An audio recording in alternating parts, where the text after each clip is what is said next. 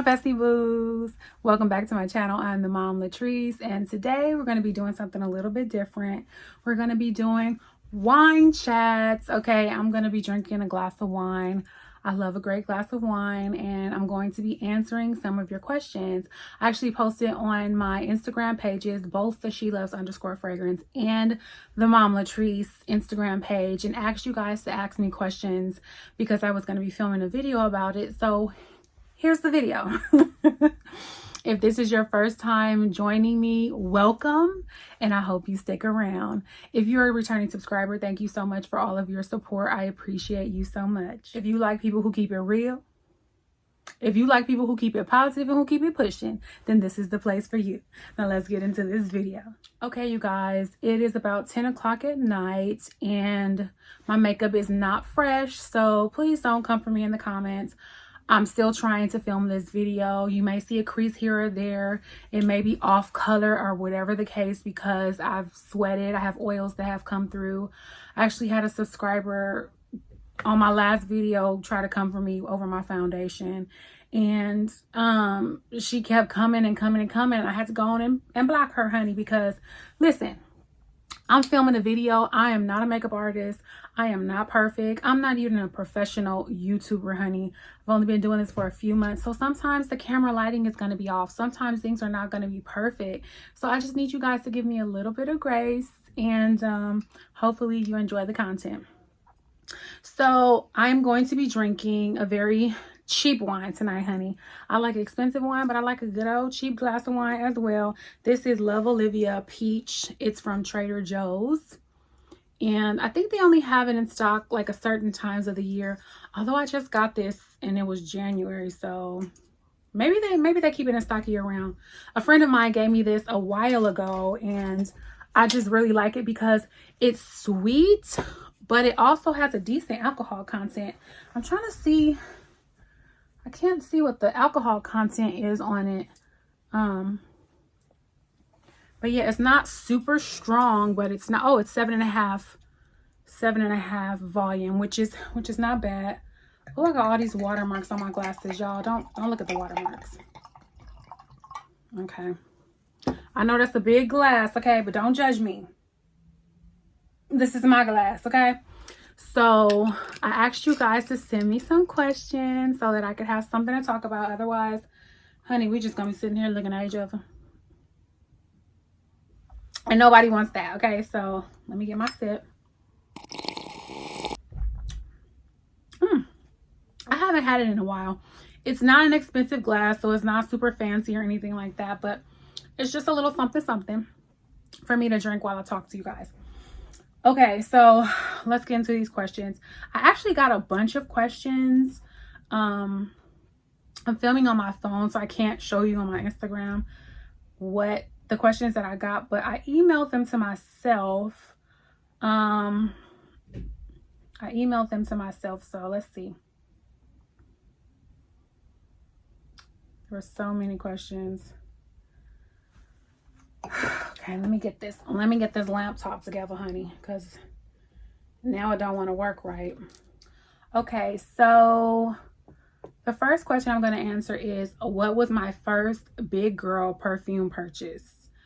That's a good question, y'all. Let me see. So growing up, I wore like inexpensive fragrances. Like, you know, my family, we weren't poor,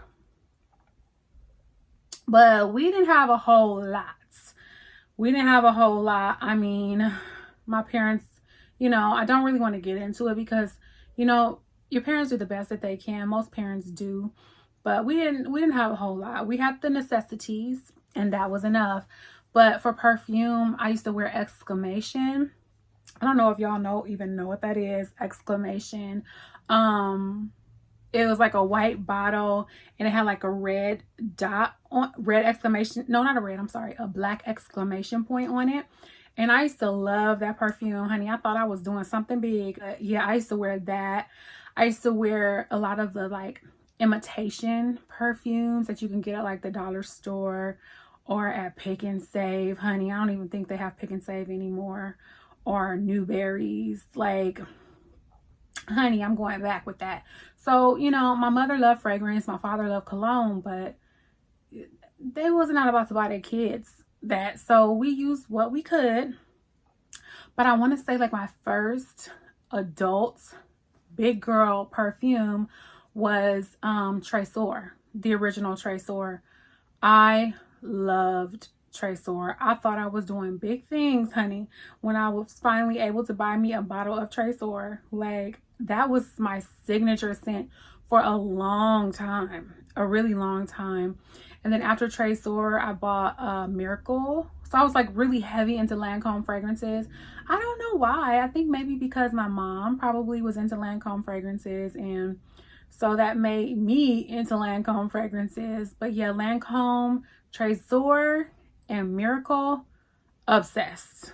I was absolutely obsessed with those perfumes. So yeah, that was my first big girl perfume purchase. Someone asked, what was your wedding fragrance? Oh, that's a good question. I was married in 2012, February 24th, 2012. And I was already, 6 weeks or 2 months pregnant with my son. And honey, we was at the courthouse. I got married at LAX courthouse. Oh my goodness. I never had like a wedding, like, you know, with my friends and like big family or whatever. I didn't have that. And I really don't even remember if I put on a perfume, which is crazy to me. That was 11 years ago. Yeah, no, it'll be 12 years ago next month. But yeah, I don't even remember what perfume I wore. That's so crazy. I would say probably my collection has definitely grown since then. My love for fragrance has definitely grown since then. And if I was to get married now, I would definitely plan out my fragrance like crazy. Like, I would have my layering combo on deck. I would have my nighttime combo on deck. I would have everything on deck. But I don't even remember. Like, it was a really stressful day. I didn't even know if he was going to show up, to be perfectly honest. Like, this was not like a Hallmark movie, Lifetime movie love story event. Like, we did love each other, but honey, we was at the courthouse. It was one of those I'm pregnant, either you gonna marry me or we gonna co-parent and I'm gonna be good, deuces kind of moment. And I didn't even know if he was gonna show up, but he showed up. You know, him and his sister came. My sister was there, my parents were there, and we got married. But I don't remember a fragrance. I was so sick with morning sickness because I was in my first trimester with my son, my first pregnancy. So y'all, it was a crazy day. And then after that, we were at LAX courthouse. I think I already said that, but we were at LAX courthouse. And then after that, I had found a photographer. He was just like a college student that needed some extra money, that had a decent camera. But I paid him to take pictures of us, and we went to the park afterward. And honey, we had a little wedding photo shoot. And that was me getting married. But yeah, I don't remember if I even wore a perfume because my nose was so sensitive when I was pregnant in my first trimester that I really wasn't wearing a lot of fragrances because I just couldn't handle it. Okay, my next question is, what are some dupes for high-end perfumes that you love? I have really gotten into like Arabian fragrances, Arabic fragrances. I've really gotten into them, and y'all know they make a lot of great dupes for a lot of great original perfumes. And I would say the House of Lattafa was my favorite. Right now, my favorite house is Paris Corner. Like, I am obsessed with Paris Corner right now. Like, the Car Pistachio dupe, of Pistachio Young Gelato. This is from Paris Corner. I have another one that's from Paris Corner it's Frenetic Delicious. I think I posted that as a short or as well on my Instagram page as well. Frenetic Delicious. That is a dupe of Fève Delicious. That one is amazing too. That's also by Paris Corner. It's from their Emir line. There's another one that I want to get. It's called Rifflecott.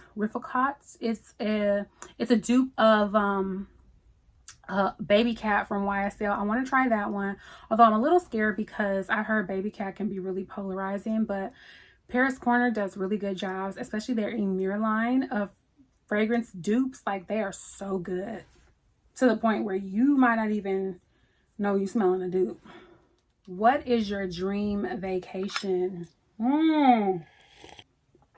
What is my dream vacation? I love going on cruises. I love to cruise. I have cruised so many different places, but I would say if I'm thinking of like a dream vacation, that's a good question. I would love to go to Australia. I would love to go to the continent of Africa, although specific areas, I'm not exactly sure. I've heard of a lot of different countries in Africa that are doing really great right now.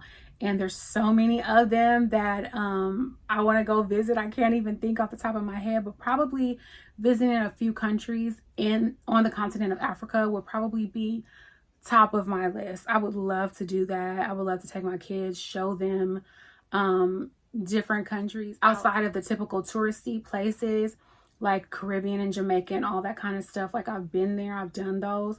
I love them, don't get me wrong, but I want to try to, broaden my horizons on different places. So yeah, I would love to tour some countries on the continent of Africa. That would be great.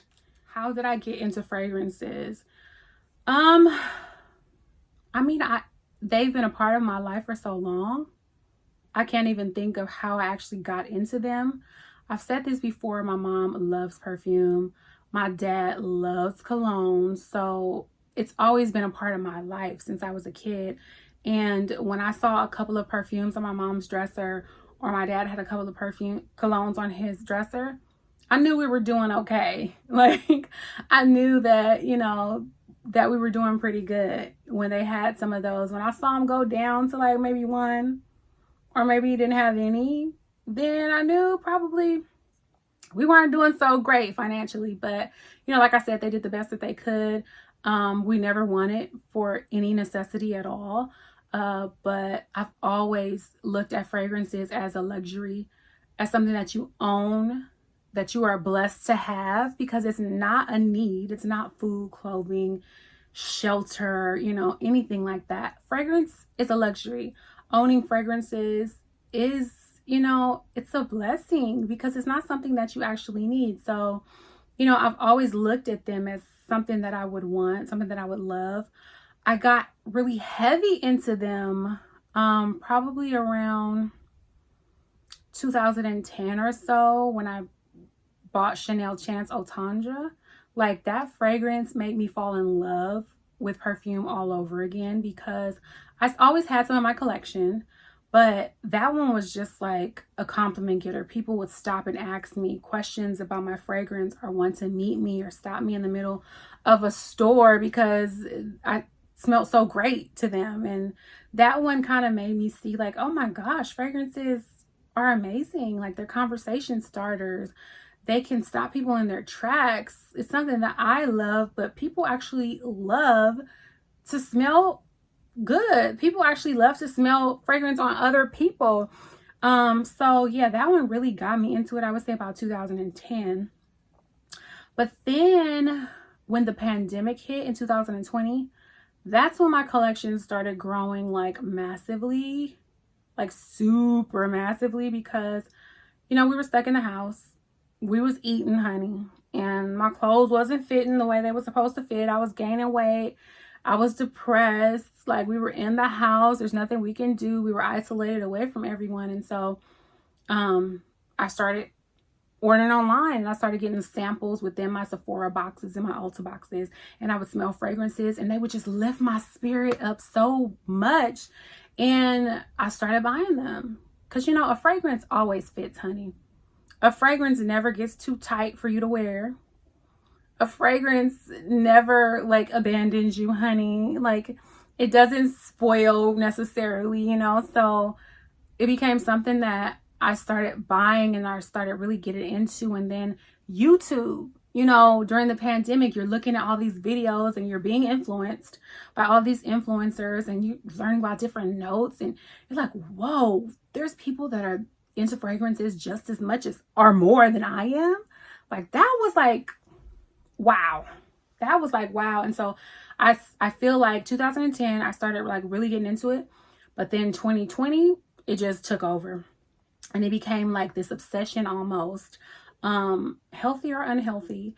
But at this point, I feel like it's a hobby for me, and I have a budget to allow myself to purchase certain fragrances, and then I'll like declutter or sell some or give some away when I get to be, you know, my collection gets to be a little bit too much. I'll go ahead and, you know, get rid of some.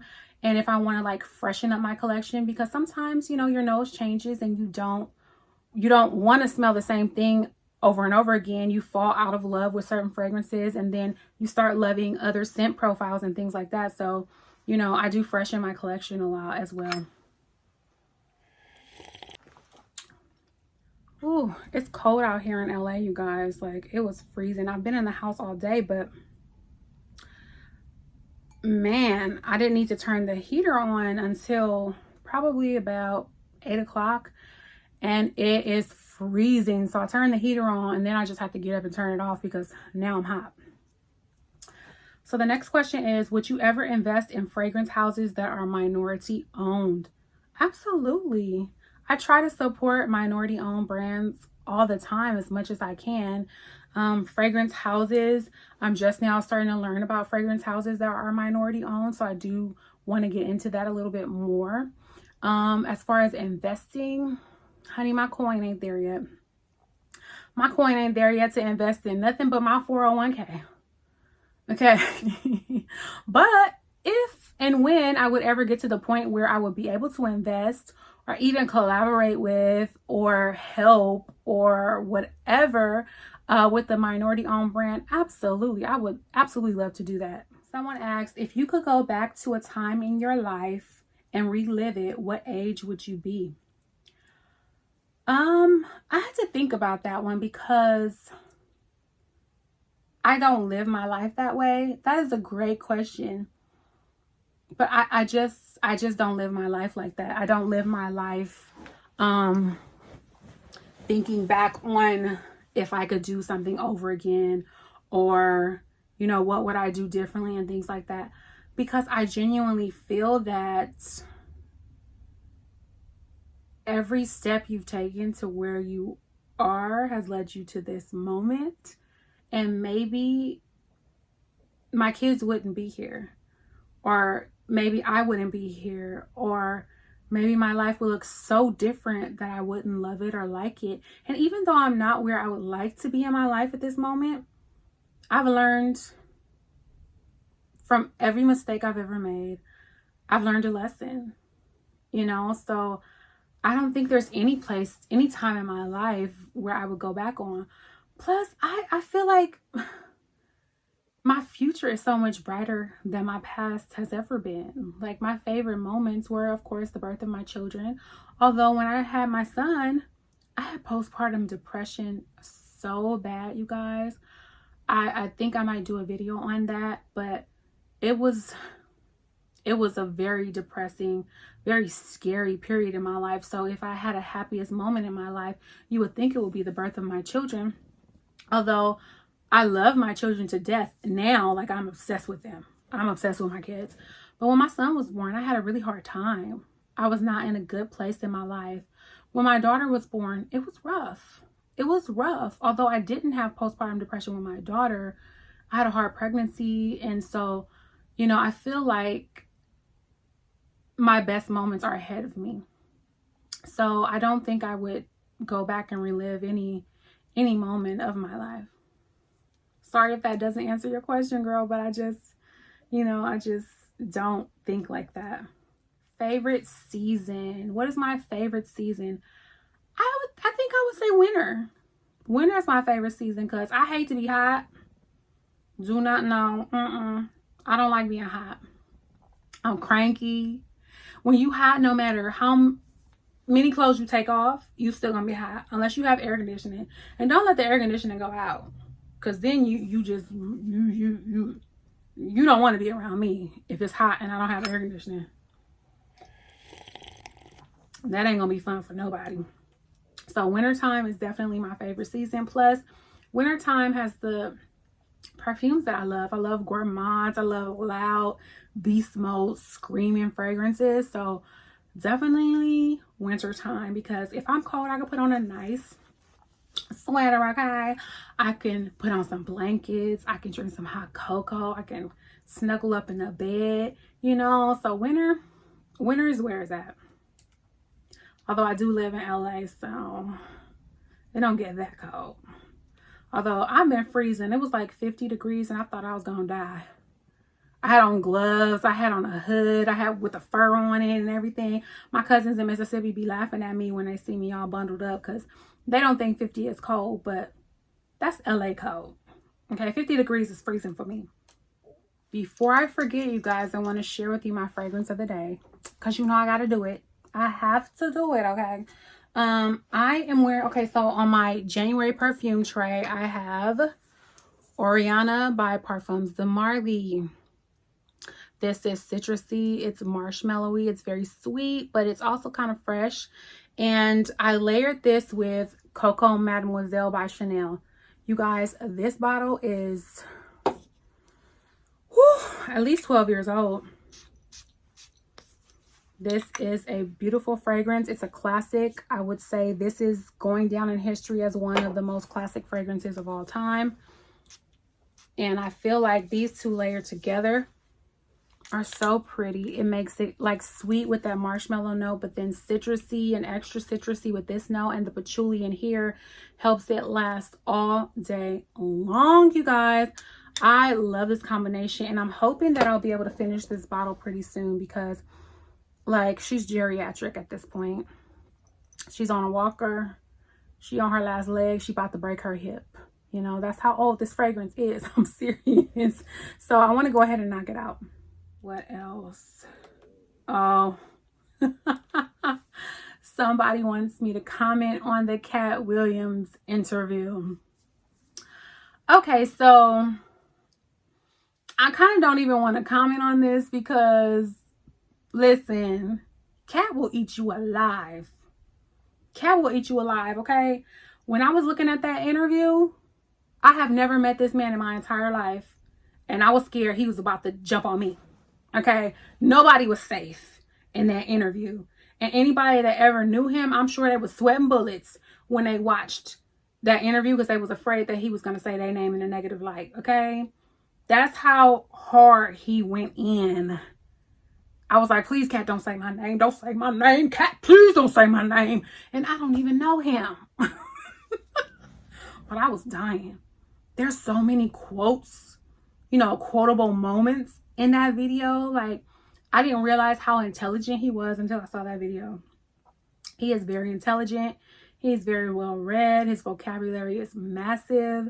You know, I learned a lot about him, and I gained a lot of respect for that man by watching that video. And I do agree that you don't get to tell me how to tell my story. Point blank, period. Okay, if I decide to tell my story, or if I decide to speak on an experience that I have in my life, you don't get to say, oh no, well that's not this or that. That's my experience. So you don't get to say anything about that. Just like other people, you know, they get to say their experience about me. What they experienced of me, they're allowed to say. And I shouldn't have anything to say about that. Yeah, I can give my side of it, but I'm not allowed to change the narrative. You know, if somebody wants you to talk better about them, then they should have been better to you. So I do agree that he should be able to speak his piece. And, you know, honestly, some of the people that he was talking about, ain't none of them came out and said he was lying. So that says a lot. And a lot of things that have came out since that interview, you know, about what he said, to kind of show what he said has some truth to it, you know. But I am a firm believer that there's three sides to a story, honey. There's your side, they side, and the truth is right in the middle. So, you know, we'll never fully know all the details of the truth, but he said what he said. He said what he said. I also am happy that he is speaking his truth now, because too many times we wait till people pass away to give them their flowers. You know, when Prince died, you found out later how good of a person he was, how many people he helped and didn't ask to be, you know, spoken about, how many things he did anonymously. And then after he died, everybody's like, oh my goodness, Prince this, Prince. When people pass away, that's when people want to celebrate them. And so I'm all for Katt saying the things that he does, his accomplishments and all of that. I'm all for that. Why not give him his flowers now while he's alive, so he can enjoy them, so he can hear all the wonderful things people have to say about him? Why not? I say go do your thing. Okay, go do your thing. Someone asks, how did you know it was time to leave your relationship? Ooh, I knew it was time to leave my relationship when it had become so toxic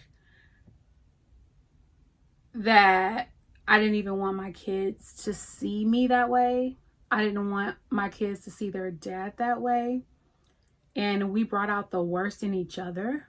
And that's when I knew it was time to say goodbye. I knew it was time to let go.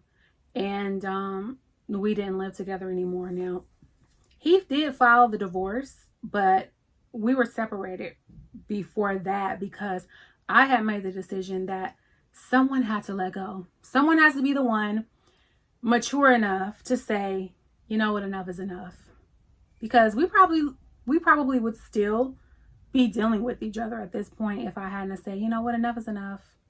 Enough is enough, because we do love each other still. Like, I love him very much. And if, you know, things were different, I would absolutely want to keep our family together. I mean, what person wants to divorce? You don't get married with the intention of divorcing one day. You get married thinking you'll be together forever. But when it becomes so toxic that you don't even know who you are anymore, you don't know who this person is that you're laying next to at night anymore, the disrespect has gotten out of control, and maybe on both sides, and you just have to walk away. You know, when you know that you have done every single thing that you can possibly do to make a situation better and it's not working, then you should have peace with that you've tried your best, you've done everything you can possibly do, and there's nothing left to do. Then you need to walk away. You need to walk away for yourself, your health, mentally, physically, emotionally, because I am of the belief that it is better for children to have a happy mother, a happy, healthy mother, and a happy, healthy father that don't live together than to have two toxic and unhappy people living in the same home. I genuinely believe that the ideal and the way that it's supposed to be is two parents in the same home. Absolutely. But if that can't be, then that can't be. I know that I've done everything that I could do. Then I can sleep at night soundly, knowing that I did all that I was supposed to do. So, yeah, sometimes you got to choose you. Sometimes you got to choose your mental health so that you can be the best person you can be and the best parent you can be. And there should be no shame or guilt in that. And if people don't like it, too bad. Too bad. I think I'll take one more. Y'all asked some questions, boy. Some of these I'm not going to answer. Oh, God. Most embarrassing moments. So, I have two embarrassing moments that are tied in my head. They are tied in my head. And I'm trying to think of which one I should give. Okay, so I was, it was my first day of high school, 9th grade. And if y'all don't know, I'm from Compton. So I went to Dominguez High School in Compton, California. Go D High, go Dons, Dons for life. If you a Don, hey girl, hey boy, hey. My first day of high school, 9th grade. Like, my mother used to dress me like an old granny, honey. An old granny. And I think I wore a dress my first day of high school. Now, mind you, this is back in the 90s. Late 90s, but still is the 90s. And I was walking down the hall, and child, bloomers fell. Now, why I'm wearing bloomers, I have no idea. But like I said, my mom was born in 1951, so she's older. She's from that old school way. We grew up very strict, okay, very Christian, honey. And so I had on some bloomers, and I was walking, and my bloomers dropped down to my ankles. Y'all, most of y'all probably don't even know what bloomers are. And I feel like I shouldn't even know what bloomers are. But because my mom was so old school, y'all, bloomers are like not slips under dresses, but they're like slip material, but they're like shorts underneath dresses and stuff like that. And they slipped down and fell. And y'all, when I tell you I was embarrassed, I could have dug a hole through the cement, crawled in it, and covered myself up. That's how embarrassed I was. Like, I'm embarrassed right now, sweating just thinking about it. Lord have mercy. But yeah, that was super embarrassing. That is probably my most embarrassing moment, because you in 9th grade, right? Your first day of high school, you already feeling awkward. You already feel out of place. You're already uncertain of what friends you're gonna make, how it's gonna be in high school, and your underwear fall. Ugh, just bury me right now. That's how I felt. But of course, I had to keep on going, keep on pushing, honey.